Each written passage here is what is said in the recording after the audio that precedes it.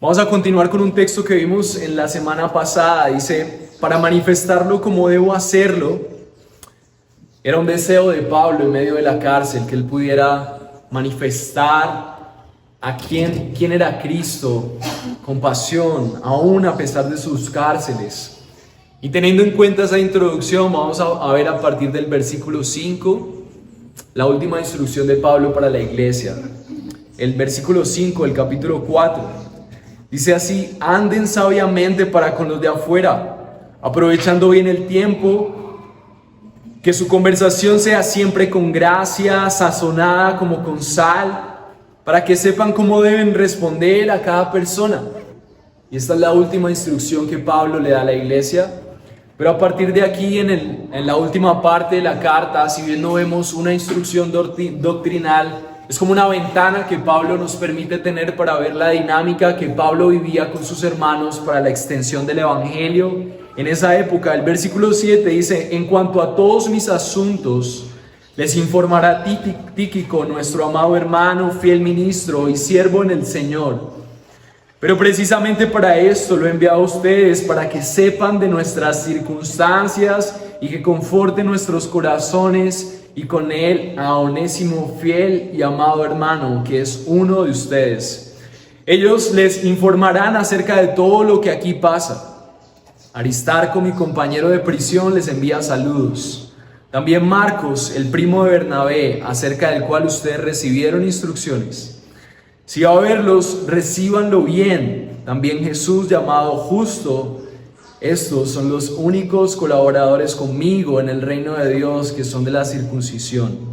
Y ellos han resultado ser un estímulo para mí.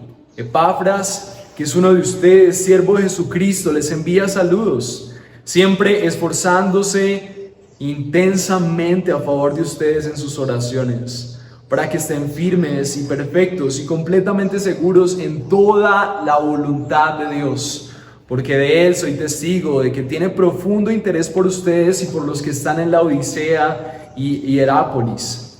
Lucas, el médico amado, les envía saludos, y también Demas.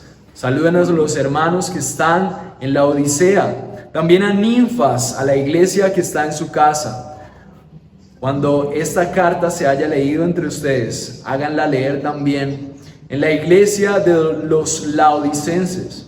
Ustedes por su parte lean la carta que viene de la Odisea. Díganle a Arquipo: cuida el ministerio que has recibido del Señor para que lo cumplas. Y yo, Pablo, escribo desde este saludo con mi propia mano. Acuérdense de mis cadenas. La gracia sea con ustedes. Esta es la palabra de Dios. Oremos. Señor, gracias por el privilegio que nos das y la oportunidad que nos das de estar frente a tu palabra y terminar esta serie, Dios, en donde tú quisiste exponer a nuestras conciencias la supremacía de Cristo, para que podamos recordar que tú eres suficiente. Tú eres suficiente, Señor. Y lo único que necesitamos, Dios, es que tú realmente nos ayudes a entender que tu suficiencia es lo único, Señor, que llena nuestra vida, y es lo único que necesitamos para todo, conforme a esta vida y conforme a la piedad. Gracias por la oportunidad que nos da, Dios, de escuchar tu palabra, y te ruego, Dios, que podamos ser conformados a ella, y que seas tú, Señor, obrando en esta última porción de esta carta, Dios. Amén. Mis hermanos, terminamos esta carta, Dios, muy animados a seguir viendo la supremacía de Cristo en nosotros. Estamos convencidos de que Dios está hablando a nuestros corazones, y que esta última instrucción va a ser también de grande bendición para nosotros. Una de las cosas que vamos a ver es que la Biblia tiene unas porciones, como la parte final a partir del versículo 7, que habla un poco acerca de la historia y nos da contexto de lo que está pasando en ellos. Pero la parte doctrinal, que es la que nos vamos a enfocar el día de hoy, está en el versículo 5 al 6. El versículo 5 dice: anden sabiamente para con los de afuera, aprovechando bien el tiempo, que su conversación sea siempre con gracia, sazonada como con sal, para que sepan cómo deben responder a cada persona. Y durante este tiempo vamos a estar meditando qué significa andar con sabiduría con los de afuera. Y una de las definiciones que vamos a ver es quiénes son los de afuera.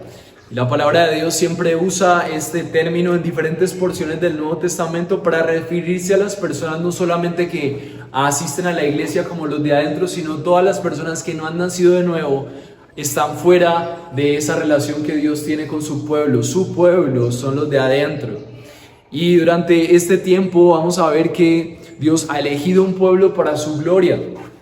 Pablo todo este tiempo ha estado tratando de comunicarle a la iglesia en Colosas que ellos deberían de vivir para la gloria de Dios cuando Cristo es suficiente para ellos.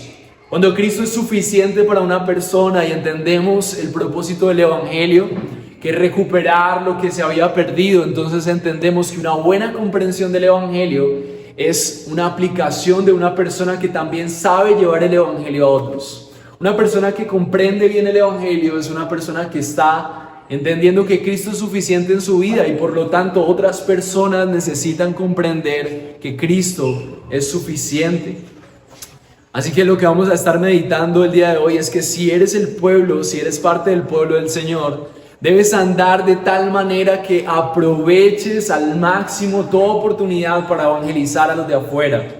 Si eres cristiano, tu trabajo es condimentar, perseverar, sacrificar, aún destruir y fertilizar todo lo que está a tu alrededor para el bien de los que están fuera de esa relación con Dios. Vamos a ver esto en 3 puntos. Vamos a ver qué significa es andar con sabiduría. Después vamos a ver qué significa conversar con gracia con los de afuera. Y por último vamos a ver y recordar que nuestro Salvador fue sabio para traernos de afuera hacia adentro y eso nos impulsa a salir. Así que el primer punto que quiero que veamos hoy está en el versículo 5 y quiero que me acompañen siempre en este texto y que podamos ver cómo el Señor nos enseña esto de ir hacia afuera. El primer punto entonces que vamos a ver hoy es andando con sabiduría con los de afuera. El Señor espera que nosotros andemos con sabiduría con los de afuera. Y me encanta Pablo. Pablo es reconocido aún por las personas que no tienen una relación con Dios como una persona estratégica, estructurada y que sabe escribir muy bien. Pablo no por algo menor dejó esta instrucción como la última instrucción para la iglesia de los colosenses. No por algo nosotros estamos escuchándolo como el último mensaje para nosotros. Cuando hablamos de una carta como la de los Colosenses que nos quiere recordar que Cristo es suficiente. El versículo 5 nos recuerda esta última instrucción de Pablo a la iglesia. Dice, anden sabiamente para con los de afuera, aprovechando bien el tiempo. Y lo primero que quiero que veamos es la palabra anden y lo que significa en el contexto es una pisada o un caminar libre y sobre todo como una habilidad que demanda de esa persona que está recibiendo esa instrucción del creyente, una habilidad de andar, una habilidad de caminar constantemente como si fuera un estilo de vida. Así que si pudiéramos ver en nuestras palabras de hoy, el andar es como un estilo de vida que es una práctica, es algo que no se finge, es algo que fluye como un estilo de vida normal de la vida del creyente. Y Pablo simplemente les está diciendo, recuerden andar así. Recuerden que su estilo de vida sea un andar constante y habilidoso como parte de todo lo que ustedes hagan. Y dice, anden no de cualquier manera, sino sabiamente. Y esto también nos dice que los cristianos tenemos constantemente que evaluar de qué manera nosotros nos relacionamos con los de afuera. Entonces tenemos un estilo, pero no es cualquier estilo, sino un estilo sabio para caminar con los de afuera. Entonces, ¿cómo es la manera en la que tú caminas con las personas que no son creyentes? Lo que Pablo está diciendo a los colosenses es que si ellos han creído en Cristo, han nacido de nuevo y la suficiencia de Cristo reina en sus vidas, ellos deben caracterizarse por tener un caminar sabio con las personas no creyentes. Pero ¿qué significa esto de tener un caminar sabio? La palabra sabiduría en la palabra de Dios siempre hace referencia al temor de Dios y cómo nosotros al conocerle a Él caminamos conforme a su voluntad.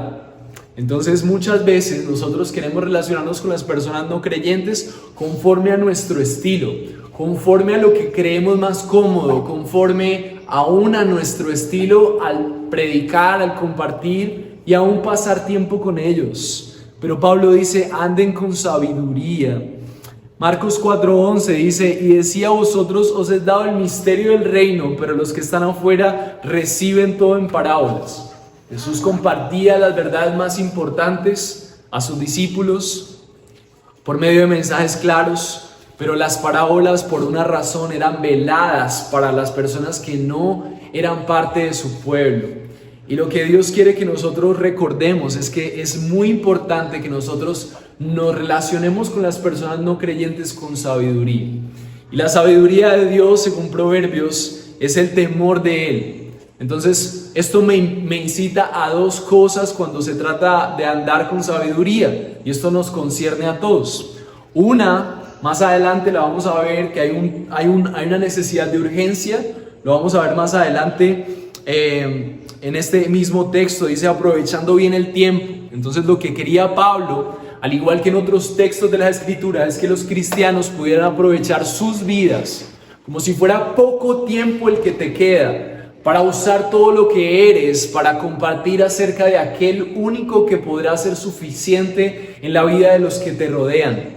Todas las personas que están a tu alrededor están buscando una suficiencia fuera de la propuesta de Dios, y sus vidas esclavas y vacías están yendo de camino al infierno. Y el tema de hablar de los de afuera es porque no hacen parte de ese pueblo salvado y amado por Dios que va a compartir por la eternidad con Él por gracia. Esas personas de afuera también es una manera en la que la palabra de Dios nos ayuda a entender que están fuera de ese plan amoroso de Dios y que van de camino al infierno, pero que de alguna manera Dios ha escogido a su iglesia para que con sabiduría pueda proclamar del evangelio a ellos con urgencia, porque están condenados.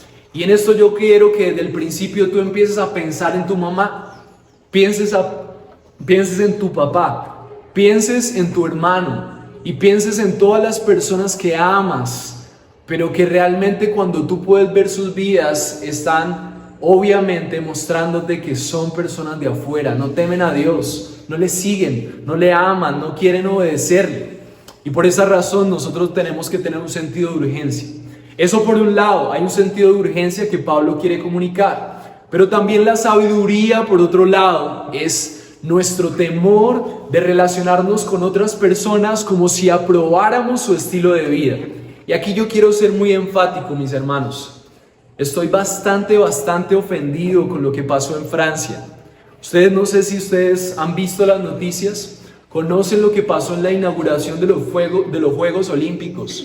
Un juego que siempre ha estado enfocado en el deporte y cómo nosotros llevamos a los mejores de los competidores del mundo para que puedan mostrar una buena competencia deportiva, hacer alusión tal vez a una actividad que hace bien a la humanidad por el ejercicio y por también lo hermoso del arte y todo lo que hay alrededor del deporte. Pero resulta que en la inauguración de este año en Francia, más específicamente en París, vimos una inauguración donde niños estaban bailando con travestis en la ceremonia inaugural, como una manera de representar la inclusión y un mensaje que hoy en día una agenda está tratando de ver como inclusivo, amoroso y respetuoso. Y lo peor de todo, mis hermanos, lo peor de todo, como si fuera algo que fuera menor, emularon la imagen de la última cena con lo más aberrante que pudieron encontrar. La imagen es clara, era la Santa Cena. Habían travestis vestidos de Jesús. Y lo peor y más aberrante sobre la tierra estaba sobre esa mesa. En maneras no solamente inclusivas, ya no se trata de buscar la manera de aprobar el homosexualismo, ya se trata de mirar hombres disfrazados de mujeres pero con barba, figuras de verdad que no son las minorías, son la minoría de las minorías, no representa a muchas personas. Están haciendo un gran esfuerzo no solamente mostrar lo más atroz de la humanidad, sino que también están haciendo un gran esfuerzo intencional por burlarse de Jesús y por burlarse del cristianismo. Muchos comentaristas hablan de cómo este tipo de organizaciones y personas han tratado de burlarse de otras religiones que son más contenciosas y no han tenido éxito y han tenido que detenerse. Pero los cristianos hemos confundido el significado de poner la otra mejilla cuando nos quedamos callados frente a una sociedad que se burla del Dios viviente. Y nosotros tenemos que ver a la luz de Colosenses la urgencia que Pablo quería manifestar en medio de un mundo posmoderno que estaba llegando a la iglesia para hacerles creer que era normal que las creencias sociales se permearan en la creencia del verdadero Dios. Algo está muy mal en la iglesia cuando nosotros vemos niños bailando con travestis como algo normal. Cuando no levantamos nuestra voz para decir están irrespetando al Dios viviente. Cuando nosotros no vemos la ira de Dios representada en un mundo que Dios ha abandonado en sus propios deseos. Romanos 1 nos recuerda que ver tal manifestación, tal aberración en un evento mundial, solamente nos recuerda que la ira de Dios está sobre este mundo. Porque es la promesa que vemos en Romanos 1, que como nosotros hemos escogido nuestras propias cosas, Dios nos ha abandonado en nuestros vanos deseos y vanos razonamientos. Pero detrás de esto nosotros tenemos que ser muy claros. Hay una narrativa, muchos le llaman un movimiento woke, que empezó simplemente con la defensa de los hombres negros en Estados Unidos y cómo ellos se sentían oprimidos por un Estado que no defendía supuestamente sus derechos. Pero rápidamente este discurso ha sido la manera en la que ellos han disfrazado que necesitamos defender a los que están en minoría. Entonces, si las mujeres son oprimidas, hay que humillar y por debajear al hombre para que ella pueda recuperar su estado. Es como la venganza de las minorías, pero no solamente las minorías, sino de las personas que ya ni siquiera representan a nadie. Una mujer, un hombre vestido de mujer, con barba, haciendo poses sexuales, representando a Jesús. ¿A quién representa eso? Y con esto también quiero decir que nosotros tenemos que abrir los ojos, mis hermanos, y darnos cuenta que detrás de esto también hay movimientos satánicos. Y así ustedes quieran creerlo o no, necesitamos darnos cuenta que esto está pasando. ¿Por qué no escogieron otra imagen? ¿Por qué tenían que escoger la imagen de Jesús? ¿Por qué tenían que escoger la imagen de la Santa Cena para ridiculizarnos frente a todo el mundo? Si nosotros no entendemos esto, necesitamos hoy hacernos una pregunta. ¿Estás del lado de estas perspectivas inclusivas, distorsión, aberrantes, o estás del lado del Dios viviente? Necesitas urgentemente darte cuenta que la diversidad y la inclusión no es lo que ellos representan. Ellos solamente están representando la uniformidad. Hombres con hombres, mujeres con mujeres. La verdadera diversidad está en el pueblo de Dios, de diferentes razas, siendo hombre y mujer, procreando para el bien de un mundo que necesita más hijos y más familias para el bien de la sociedad. Pero créanme, lo que está pasando en París, lo que está pasando en Francia, no solamente alrededor de este evento, porque en este evento hubieron violaciones, hubieron robos, y eso solamente es la decadencia de una Europa que cree que el mundo se va a solucionar simplemente con el intelecto y con la apertura a nuevas ideologías. Mis hermanos, está garantizado que esta forma de pensar solamente trae destrucción a los estados. ¿Y esto qué tiene que ver contigo y conmigo? Hay una urgencia. Si nosotros no entendemos, esto es lo que van a hacer con nuestros hijos y eso es lo que están haciendo con nuestro cristianismo. Cada vez más la iglesia va a caracterizarse por una iglesia que es como un remanente fiel. Los cristianos deben ser gente caracterizada por ser radical y separatista de todas estas cosas que definitivamente no están bien. No está bien que esto suceda, pero ¿saben qué es lo peor? Tal vez ustedes no están patrocinando el evento que pasó allí en Francia, en París. Pero cada vez que ustedes se sientan con una persona constantemente a compartir con ella sabiendo que esa persona está actuando en contra de Dios, que va de camino al infierno, y ustedes solamente le presentan el amor y pasa el tiempo y nunca le hablan de que ella está ofendiendo a un Dios viviente, ustedes son parte de este mismo movimiento. Y hoy tenemos que arrepentirnos de eso y darnos cuenta que hay una urgencia de que las personas entiendan que solamente Cristo es suficiente. El pueblo de Dios debe ser un pueblo radical, un pueblo que entiende que representa a un Dios viviente que volverá y que nosotros somos esa representación fiel cuando predicamos a la gente que se arrepientan porque sus vidas están ofendiendo al Dios viviente. Así que si eres el pueblo de Dios, debes andar de tal manera que aproveches el máximo de toda oportunidad para predicar el evangelio. Porque hay gente afuera, están en el infierno, y eso incluye a tu papá, a tu mamá, a tus hermanos y a todos los que no se han humillado ante la poderosa mano de nuestro buen Dios y Salvador. Así que piensa en ellos con misericordia y date cuenta que tú eres ese instrumento. Así que el versículo 5 nos recuerda que la manera en la que nosotros debemos hacer esto es aprovechando bien el tiempo. Nuestro tiempo es importante porque nosotros, cuando estamos pensando en que queda poco tiempo, empezamos a evaluar si realmente nosotros estamos viviendo en la suficiencia de Cristo.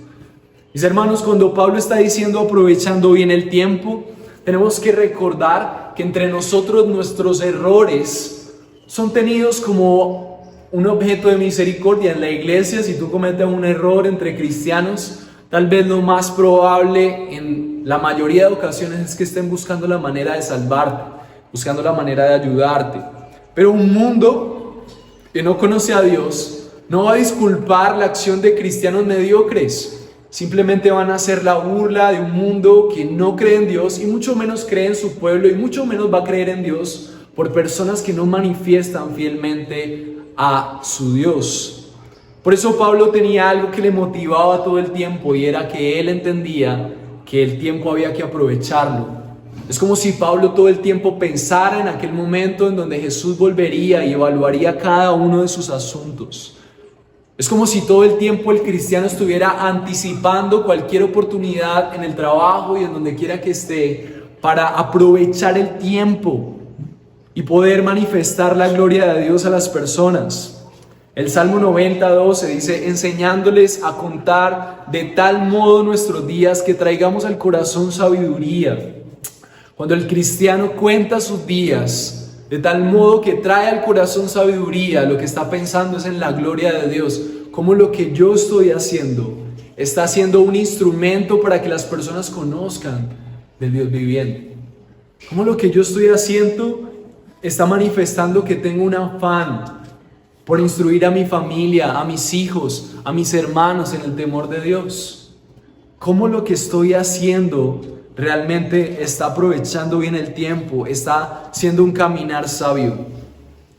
Y con esto de la sabiduría, no solamente ir a regañar a las personas afuera, seguramente esa sabiduría espiritual es la sabiduría de un Jesús que vino a encarnarse y que también de una forma especial Él empezó a aprovechar el tiempo, y de la manera en la que Él aprovechó el tiempo fue amando a la gente, entregándose a ellos, pero también predicándoles acerca de la verdad.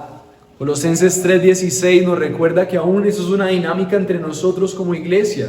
Dice que la palabra de Cristo abunde en abundancia en nosotros, con toda sabiduría, enseñándonos y amonestándonos unos a otros con salmos, himnos y canciones espirituales, cantando a Dios con toda acción de gracias en nuestros corazones.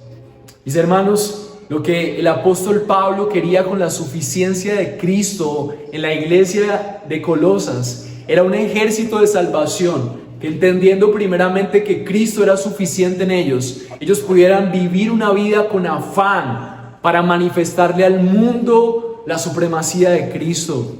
Por eso Pablo oraba y le pedía a las personas con afán, así como dice Efesios 6:19, oren por mí para que me sea dada palabra al abrir mi boca, a fin de dar a conocer sin temor el misterio del evangelio, por el cual soy embajador en cadenas, que al proclamarlo hable sin temor como debo hablar.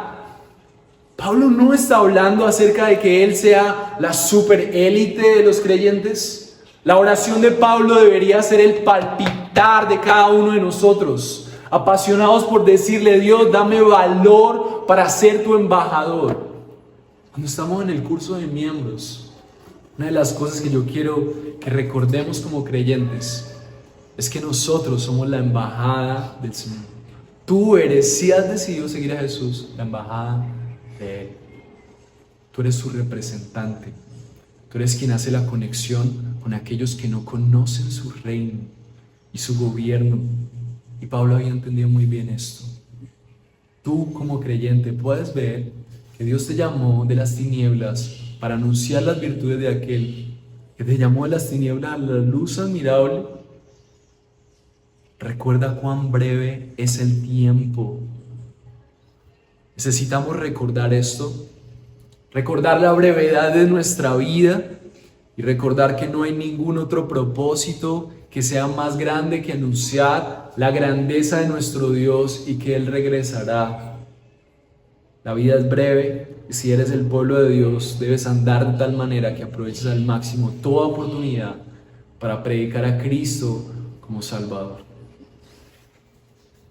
El Evangelio es poder de Dios para salvar a todo aquel que cree. Y decía Pablo: no me avergüenzo del Evangelio, porque es poder de Dios para salvar. Yo quiero hacerte una pregunta: ¿tú realmente crees que existe el infierno? ¿Crees que en serio las familiares que tienes a tu alrededor, que te preocupas por amar, si no se han sometido a Cristo cada día y cada paso que da, es de camino al infierno? Tendríamos que ser personas muy frías si nosotros no estamos apasionándonos por amorosamente atraerlos de maneras como sea, dice Pablo aquí, aprovechando bien el tiempo, como si cada oportunidad fuera una oportunidad para proclamar a alguien. Hace poco estuve en un funeral y la madre de la persona que murió, dolida por ver a su hijo morir primero que ella, en el amor de una madre, lo único que anhelaba de su hijo es que su hijo pudiera pasar la eternidad con el Señor, porque ella sabía que su hijo no era creyente. Con el dolor en su corazón rogaba a su hijo en su lecho de muerte: por favor, ora conmigo, pide al Señor que venga a tu vida. No sabemos qué pasó con ese hombre, pero el clamor de una mujer que verdaderamente ama a su hijo sabía que no había mejor destino para él que una vida con Él, una vida con el Señor. ¿Dónde está nuestro amor? ¿Dónde está nuestra conciencia? Tal vez hoy debes ser sabio y diligente para predicarte el Evangelio a ti mismo y darte cuenta que tal vez al Dios al que sigues no es un Dios que le importa si tú realmente vives en coherencia a Él. Tal vez hoy sea el día en donde tú puedas arrepentirte tú mismo y darte cuenta que tal vez esa urgencia no está en tu corazón porque no conoces al Dios bíblico. Y si ese es el día en el que hoy tú puedes aprovechar para arrepentirte y reconocer a Dios como tu Señor, qué bendecido día este. Pero si tú sabes que has confiado en Cristo como tu Señor y Salvador, debes ser sabio para no permitir que la sociedad que te rodea imponga una agenda sobre tu familia. Cada día, poco a poco y gradualmente, tenemos una sociedad que está normalizando la aberración. La iglesia tiene que ser un pueblo radical, caracterizado por elevar en alto la bandera de un Dios santo. Y necesitas con urgencia entenderlo. Debes entender que la única esperanza no será pelear con también otras ideologías. Con esto no estoy diciendo que volvamos nuestro corazón como el de los extremistas, que al ver que otras personas ofenden o no viven conforme a sus ideas, les atacan con violencia. El cristiano no es así. Así que nosotros no vamos a sacar libros de apologética y vamos a empezar a narrarle a la gente lo que debería hacer. Pablo en Colosenses no empieza a hablarles de cómo es la verdadera religión a los colosenses. Los colosenses, mis hermanos, estaban bien confundidos con lo que realmente era el cristianismo. Estaban bien envueltos en las ideologías griegas, pero siempre y para siempre solamente habrá una respuesta. La respuesta para nuestros hijos no es enseñarles que hay un movimiento homosexual. Hace parte de lo que les ayudará. Pero la respuesta siempre y para siempre será que ellos elijan a Cristo como suficiente en su vida. Porque si Cristo es suficiente para mi hija, ella se va a dar cuenta que en esos movimientos no hay ninguna oferta para ella. Pablo no se enfocó en instruir la mente de los colosenses en las cosas que deberían ser. Solamente el foco de Pablo para los colosenses era que Cristo fuera suficiente. Y debes entender que toda tu vida debería estar entregada en que Cristo sea suficiente para ti y proclamar la suficiencia de Cristo a tus familiares, porque si no van de camino al infierno, y aún proclamarla entre nosotros. Que Cristo sea suficiente, que entendamos la obra de Cristo respondiendo a nuestras necesidades entre nosotros, nos va a dar el privilegio de venir cada domingo y durante la semana a ver personas que, a diferencia de un mundo que cada vez aprueba cosas que nos están destruyendo, mis hermanos, vamos a ver personas que nos inspiran, porque veo un hombre, veo una mujer a mi alrededor. Yo personalmente aquí en este púlpito necesito ver frente a mí un pueblo que está eligiendo a Cristo como suficiente. Eso alienta mi corazón. Vamos a ver al apóstol Pablo recordando eso. Pablo estaba en la cárcel, pero ver la entrega de los cristianos de esa época hacía que Pablo palpitara de pasión en medio de sus cárceles. Hay comentaristas que dicen que aún para que Pablo pudiera tener tiempo de escribir sus cartas, habían discípulos que se encarcelaban con él para poder ayudarle. ¿Pablo era Dios? ¿Pablo era un gran superhombre? No, Pablo simplemente entendió que la única esperanza de este mundo en depravación total es Cristo. Y entregó su vida. Y los discípulos entendieron que este era el mensaje, que valía la pena que sus vidas se desgastaran en una cárcel por Cristo. Porque Cristo es suficiente, mis hermanos. Y hoy estamos predicando por último de la supremacía de Cristo y quiero que lo entiendas. Debes entender que la única esperanza no es pelear, sino que Cristo sea suficiente en tu familia. Tal vez tus argumentos no sean suficientes para convencer acerca de los pecados a tus familiares. Tu apologética no va a ser suficiente y las advertencias acerca de un movimiento homosexual, del libertinaje, de las drogas, eso no va a ser suficiente para tus hijos. No va a ser suficiente la instrucción moral. Debes enfocarte en una sola cosa en tu vida y en los que amas. Predica de la suficiencia de Cristo. Recuérdales que la única respuesta a todas sus necesidades es Cristo. Y cuando ellos estén llorando por sus quebrantos, van a correr a Cristo. Cuando tú estés llorando por tus tentaciones, vas a correr a Cristo. Cuando te sientas en depresión, Cristo será suficiente. Y necesitamos entender cómo eso sucede. Debes arrepentirte de compartir con negligencia o nunca compartir a las personas del Evangelio. Porque una persona que no está compartiendo simplemente manifiesta que no está convencido de esto. Si tú ves a un mundo que está siendo tragado por el abismo, el infierno frente a tus ojos, tú necesitas moverte a algo. Si algo no se mueve en ti, uno de los comentarios que hacían las personas de este bochornoso hecho en París es: si te sientes, les voy a mandar el link para que lo vean, si sientes aberración por esto, si sientes desprecio, si te sientes rechazo, es porque estás bien. Es porque hay algo en tu corazón que se ha sido alimentado por una conciencia de lo que debería ser. Y si nosotros hemos sido alimentados por la conciencia de que Cristo es el Salvador, mis hermanos, no hay nada más miserable que nosotros podríamos hacer con la humanidad que no predicar. Necesitamos predicar a Cristo con amor y con gracia, como si los días fueran pocos. Mateo 16:18 dice: yo también te digo que tú eres Pedro, y sobre esta roca edificaré mi iglesia, y las puertas del Hades no prevalecerán contra ella.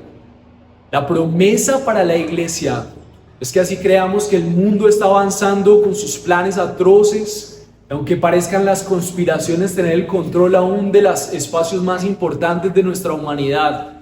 Lo que nuestro Señor, no es lo que nuestro gobernante, lo que nuestro Creador, lo que el Dios viviente y Señor de señores dice es que a pesar de que todos los planes del hombre sean la destrucción, el Hades, el infierno, no podrá prevalecer contra su iglesia. En este pequeño grupo, tal vez en muchas ocasiones pueda ser menos atractivo que otra oferta del mundo. Está encontrando la fortaleza y el pilar que Dios escogió para sostener a su pueblo hasta que Él regrese. Es hermoso, es imposible, la iglesia no va a ser destruida, el mundo no está ganando. ¿Saben qué está haciendo nuestro Dios? El Señor está purificando su iglesia. Cada vez cristianos más determinados, cada vez cristianos más fieles, cada vez cristianos más radicales, cada vez cristianos más convencidos de las tinieblas que le rodean y de la fidelidad que deben tener a su Señor y su Salvador. Y por eso, no solamente tenemos que andar con sabiduría, sino que el segundo punto nos recuerda que tenemos que conversar con gracia con los de afuera. El versículo 6 dice que su conversación sea siempre con gracia, sazonada como con sal para que sepan cómo deben responder a cada persona. Cuando el apóstol Pablo dice en el versículo 6, en la primera porción, que su conversación sea siempre con gracia, es porque Dios espera que la urgencia de la condenación frente a las personas, nosotros la manifestemos como Cristo lo hizo. Mis hermanos, no hay quien haya hablado más del infierno que Jesús. El infierno existe, el infierno se está tragando a las personas, pero Jesús vino a hablar con amabilidad, con paciencia, con amor, con gracia. Vino a entregar su vida, vino a darse por la gente. Vino creyendo que esa gracia no solamente era gracia de sus palabras, sino que Él venía en parte de Dios. Mis hermanos, ¿cuánto nos hace falta recordar que nosotros somos el pueblo que Dios eligió para con amor y con lazos de amor hablar a las personas que se están perdiendo? Mis hermanos, y si nos hace falta gracia para hablar a los perdidos entre nuestra familia, ¿cuánta más gracia nos hace falta para hablar a los vecinos, a aquellos que conocemos, que vemos evidentemente que sus vidas van de camino al infierno? Que su conversación sea siempre con gracia, respetuoso. Mis hermanos, nosotros tenemos la autoridad de parte de Dios de llamar a la gente al arrepentimiento, pero tenemos que hacerlo con respeto. Ganarnos un derecho a ser escuchados. Vamos a entregar nuestras vidas, vamos a tomarnos café, vamos a ganarnos la oportunidad de almorzar con alguien. Vamos a invertir nuestro dinero porque no va a ser dinero perdido. Estamos construyendo el reino para que otras personas puedan conocer de la suficiencia amorosa y gloriosa de Cristo. No hay otra cosa en la que valga la pena que tú inviertas tu tiempo. La vida es miserable. Si no se trata de que nuestra vida sea un instrumento para que las personas puedan conocer de que Cristo es suficiente. Cuando las personas pecan, cuando las personas dañan a otros, cuando la violencia abunda en nuestra ciudad, muchas de las personas no solamente están actuando así porque quieran hacerle daño a la gente. Ellos tienen un deseo en su corazón que necesita ser saciado por la suficiencia de Cristo. Así que el pueblo de Dios es un pueblo fiel, radical, pero profundamente compasivo y lleno de gracia y de misericordia. Esa misma gracia que nos ha llevado hasta Él, es la misma gracia que damos a la gente. No importa si nos rechazan, no importa si no nos aceptan con este mensaje. No nos avergonzamos del Evangelio, mis hermanos, porque es poder de Dios para salvación de todo aquel que crea. Pablo dice que esta conversación con gracia debe estar sazonada con sal, dice el versículo 6, dice que su conversación sea siempre con gracia, sazonada con sal. ¿Y qué quiere decir esto? Esa es la actitud que todos los cristianos deberíamos de tener. Mateo 5:13 dice, ustedes son la sal de la tierra, pero si la sal se ha vuelto insípida, ¿con qué se hará salada otra vez? No sirve para nada, sino para ser echada afuera y pisoteada por los hombres. ¿Qué pasa con una sociedad que no tiene temor de Dios? Pisotea a los cristianos Y los cristianos, como no son sal, que nos pisoteen, nadie dice nada, nadie se manifiesta, porque al final ni siquiera estamos seguros de que valga la pena pelear por el Dios que conocemos. Necesitamos ser sal. ¿Qué significa ser sal? Hemos escuchado mucho acerca de esto. Y estuve viendo algunos comentarios y algunas concordancias de la Biblia acerca de cómo la Biblia habla de la sal, y esto nos dice mucho de lo que Pablo quería que los colosenses vivieran. Parte de la pérdida y parte de la tristeza de la iglesia es que, pensando siempre en sus propios problemas, ha perdido el propósito de vivir. Siempre estamos pensando en un cristianismo en donde Dios soluciona mi vida, en donde mis preguntas, en donde mis cuestionamientos son los protagonistas. Mis hermanos, a ti y a mí, yo quiero recordarnos, nosotros no somos el centro de la historia. Necesitamos recordar que la gloria de Cristo regresando, el Dios que está sentado en su trono viendo un mundo pecar contra Él, necesita un pueblo lleno de gracia que le llame hacia Él. Así que es importante que nosotros comprendamos qué significa ser la sal. Andrew Wilson, en un comentario que hizo en el libro El Dios de las Cosas, redescubriendo lo sagrado de nuestro diario vivir, nos ayuda a comprender qué significa la sal. Este libro tiene como propósito que los cristianos podamos recordar, que sea que trabajemos, que sea que seamos amas de casa, que sea que estudiemos o lo que sea que tú hagas, es sagrado. ¿Por qué? Porque es el pueblo de Dios que ha sido llamado a ser sal. ¿Y qué significa la sal? Primero, la sal condimenta. Mis hermanos, el mundo no tiene sentido.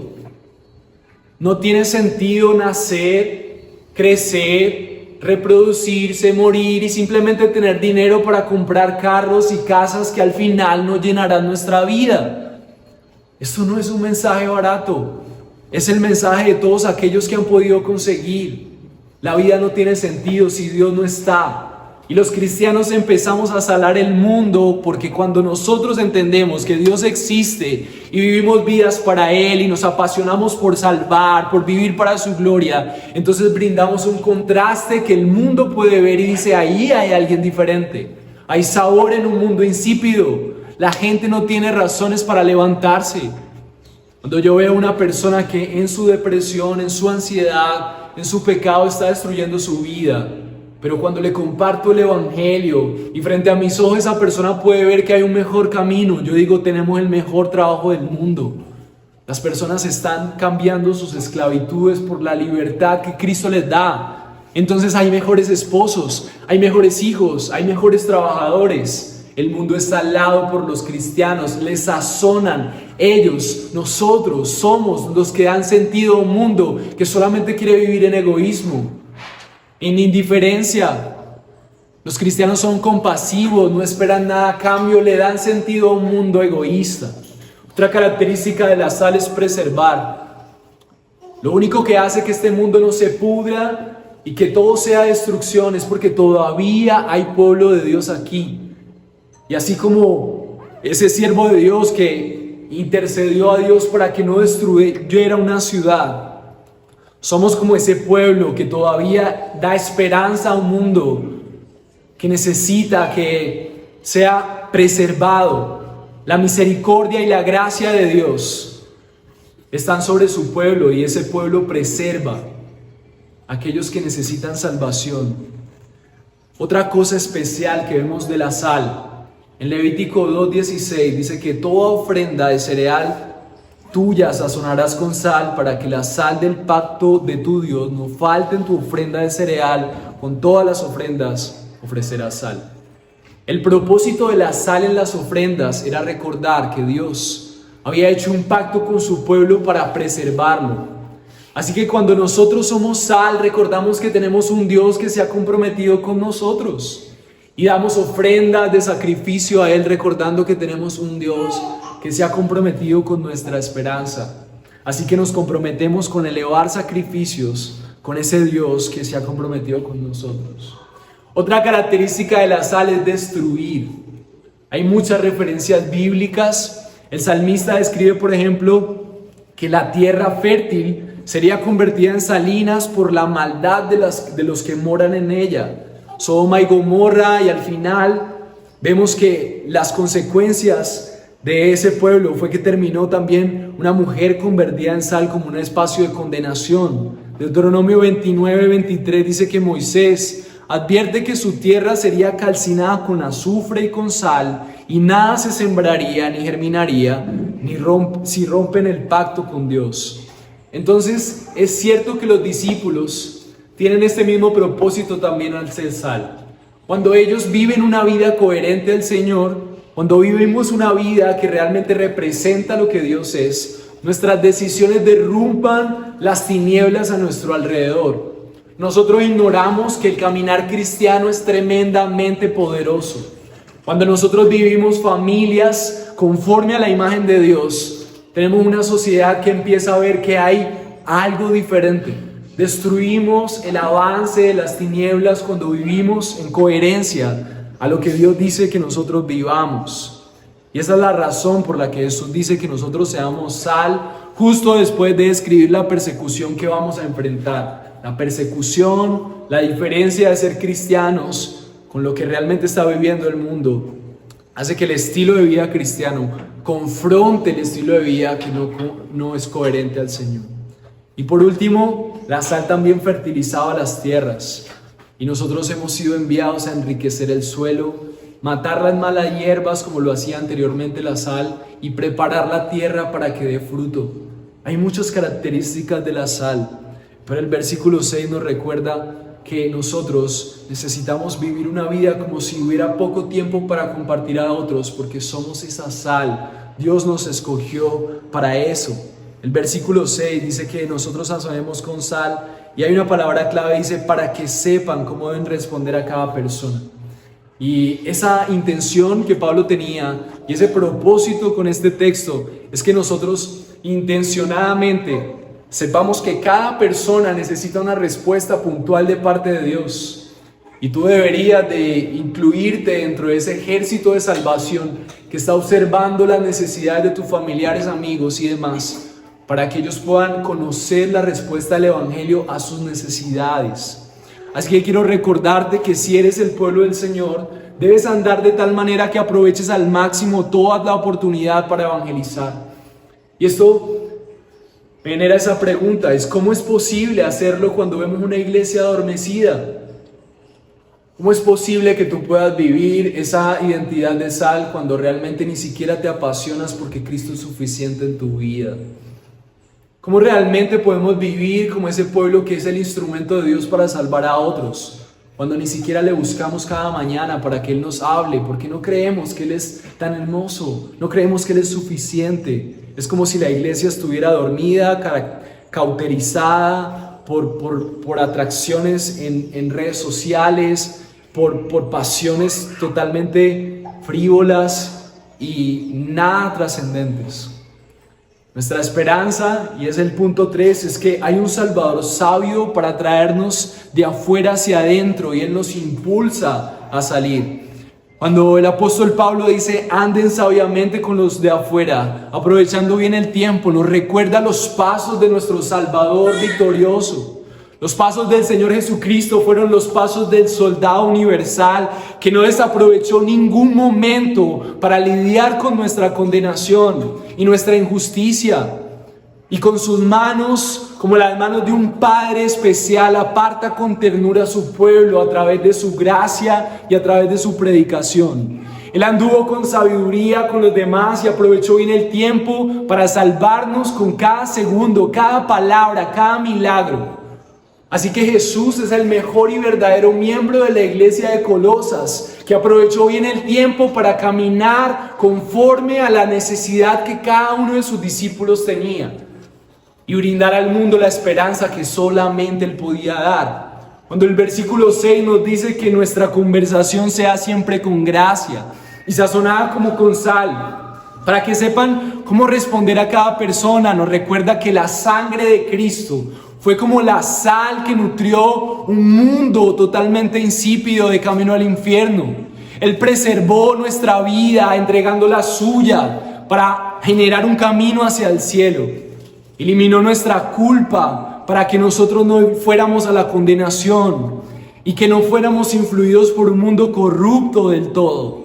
Su conversación fue sazonada siempre con sal porque sabía responder a cada persona. Entonces, ¿qué es lo que Jesús provee a los humanos para que podamos salir?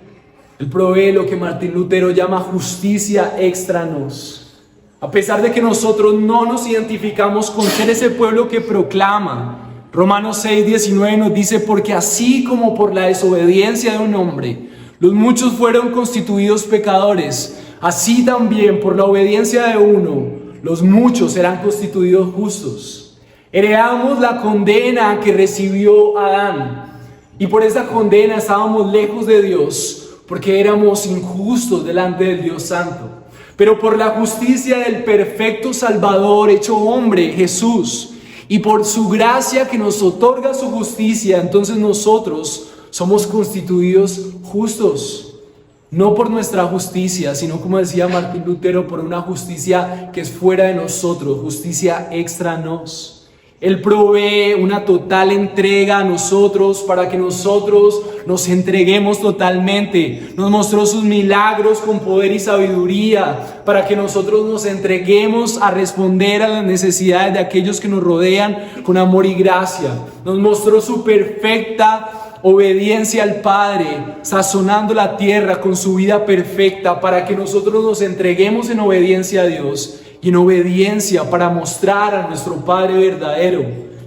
Él condimentó un mundo insípido de sentido y preservó un pueblo en medio de un mundo podrido, y sacrificó una ofrenda viva para confirmar el pacto de Dios con su pueblo. Destruyó sus enemigos bajo sus pies y fertilizó nuestros corazones para que nosotros podamos ver aún en ellos cómo florece esa semilla de sacrificio en vida para ayudar a la obra de Cristo extenderse a los corazones de los demás. La obra de Cristo tenía como propósito condimentar, preservar, sacrificar y destruir el mal en nuestro corazón y fertilizar esa alma para que pueda dar fruto. Para que hables de aquel que por gracia te ha cambiado y te ha dado poder para que andes con sabiduría con los de afuera y seas sal. La obra de Cristo nos impulsa hacia afuera porque Él fue hacia afuera, dejó su trono para que nosotros pudiéramos estar como sus hijos. Somos hijos por gracia y asimismo esa gracia nos impulsa hacia afuera. Somos diferentes porque Él ha reemplazado nuestro corazón por el suyo. Por gracia el Padre ha puesto sus méritos en nuestra vida, y el único hombre que merecía vivir murió por ti y por mí, para que nosotros vivamos para hacer más grande aquel que se hizo pequeño. Hay un camino hacia afuera, mis hermanos, y Él en la cruz ha reemplazado la cobardía de su pueblo por valentía, la valentía que le caracterizó para ir a la cruz. Y por eso hoy podemos andar con sabiduría con los de afuera y ser sal. Y te repito, si tú eres el pueblo de Dios, te vas a caracterizar por aprovechar al máximo toda oportunidad en tu vida para evangelizar. Así que mientras el infierno abre sus fauces para tragarse a más personas, tú eres el pueblo elegido para llamar arrepentimiento a más personas. Tú quieres un Dios que te dé más comodidad, una vida que simplemente encuentra más respuestas en Dios, pero que no invierte nada de su tiempo para advertir del juicio a las demás personas. Debes arrepentirte de eso. Debes arrepentirte de no valorar tu propia salvación para usarla para lo que realmente ha sido diseñada, y es llamar a salvación también a otros. Aprovechar bien el tiempo, caminar con sabiduría, hablar como con gracia. Cristo ha sido aplastado en tu lugar. La ira de Dios que debiste recibir, la recibió sobre su cabeza Jesús, para que nosotros con un corazón agradecido podamos también ayudar a otros a que sean salvos de su ira. Si tú no tienes más motivación para predicar a Cristo, entonces no va a haber más motivación.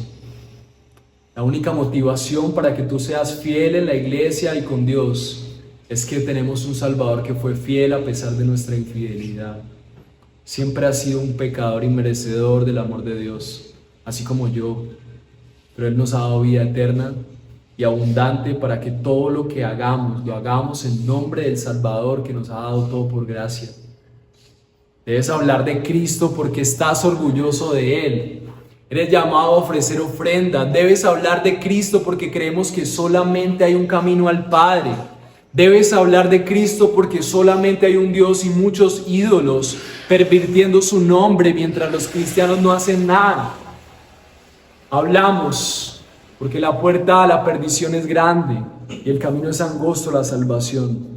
Hablamos porque no tenemos nada mejor que usar nuestras energías. No existe ningún otro provecho más glorioso para nuestra miserable existencia que hablar de nuestro glorioso Salvador, que le da sentido a nuestras miserablezas.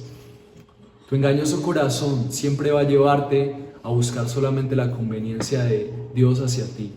Pero cuando tu boca se habla con pasión por la suficiencia de Cristo en tu vida y la prediques a otros, vas a ver que Cristo es suficiente.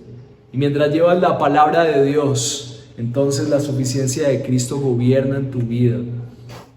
Hablando de su fe sabia y persuasivamente era lo que quería Pablo con los colosenses.